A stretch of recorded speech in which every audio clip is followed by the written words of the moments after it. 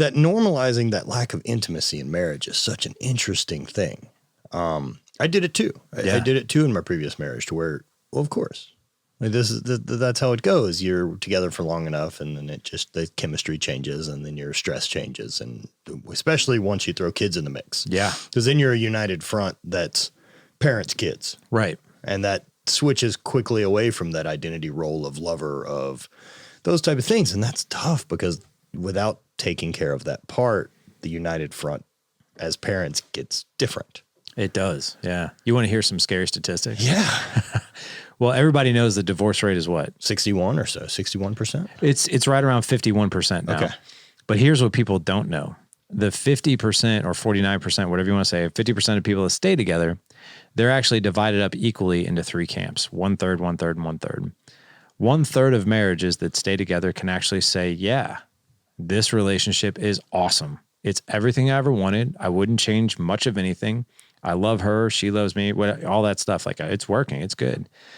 The next 1/3 is like, it's all right. No, it's fallacy of sunk cost. Yeah. Is what that middle third is, right? It's like, well, I've already done this for 10 years. I'm not starting a new relationship. Right. Especially not if you think this is how they play out. Why would I bother? Right.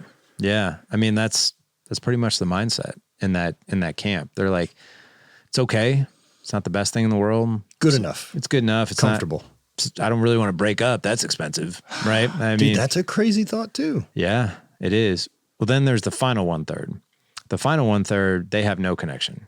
They're living under the same roof as strangers, no intimacy, no connection. They're basically staying together for logistical reasons. Their view is the top two reasons they'll stay together is kids, finances. So too financially devastating to break up, but they're really just both of them are living totally separate individual lives. But yeah, those are the numbers. And the staying together one for the kids is a really tricky one. And I understand the draw toward making that decision.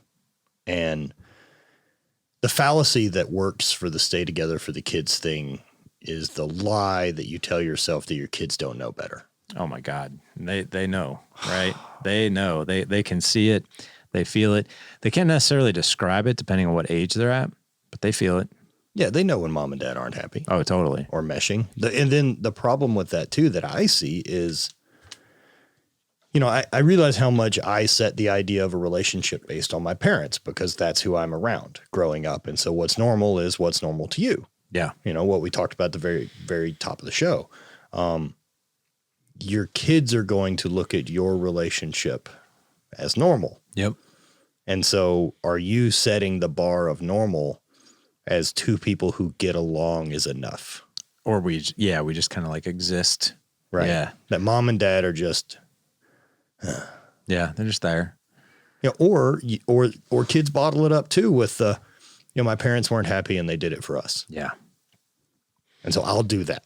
I'll be a martyr the next run. I think a lot of people, exactly what you just said. And a lot of people, what they'll do is they'll think, well, we got to stay together for the kids because what are we teaching them if we break up? And then what you are actually teaching them is they have a front row seat to a very dysfunctional relationship. And then they think, well, that's what marriage is, so I need to go out and find that. And then they'll replicate it. My wife and I, like I said, the first half of our marriage wasn't that great. But what we have now, I mean, man, I've known her for 18 years. I've known her for 25 years, been married for 18 years. I would definitely say the past 6 years have only gotten better and better and better.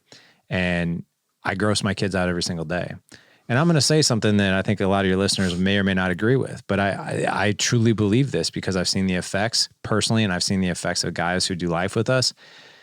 If you're a parent first and married second, you got it wrong. I agree with that. Yeah. I agree with that 100%. Good. Yeah. Because I think if you're a parent first and your spouse comes, and I'm not saying like if your kid is hurt, no, me and mom are hanging out. Yeah. It's like, sure. I know you cracked your head open, but whatever. Right. We don't do that. But at the same time, a lot of us are just like, no, the kids come first. And when the kids see that, like my kids fully know, man, all four of my boys, like, hey man, your mom is first priority, then you. Right. And I don't mean that like she's first and then you are way down here. Like she's here and you're like a micro fraction underneath that, but she comes first. If you zoom in really close though, that micro fraction gets really wide. Yeah.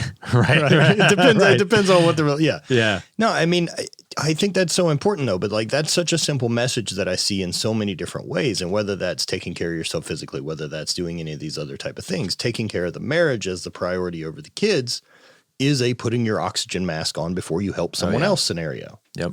And that's, we do it a ton. And we convince ourselves that this is the way, that I can take care of me later.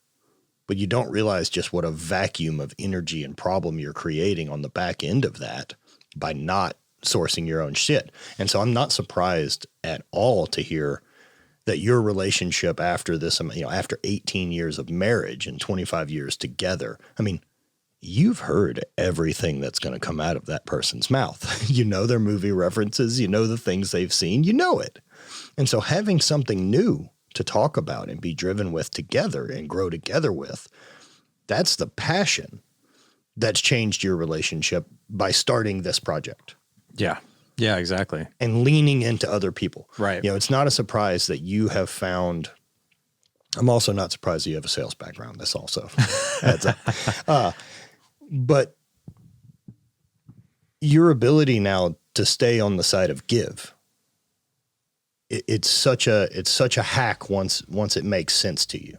And it did for me as well. That the more that I seem to stay in giving into the relationships I'm involved with, the more that I'm getting out of it personally, growth-wise, hell, on all fronts. And I just love hearing that we have to manage this thing.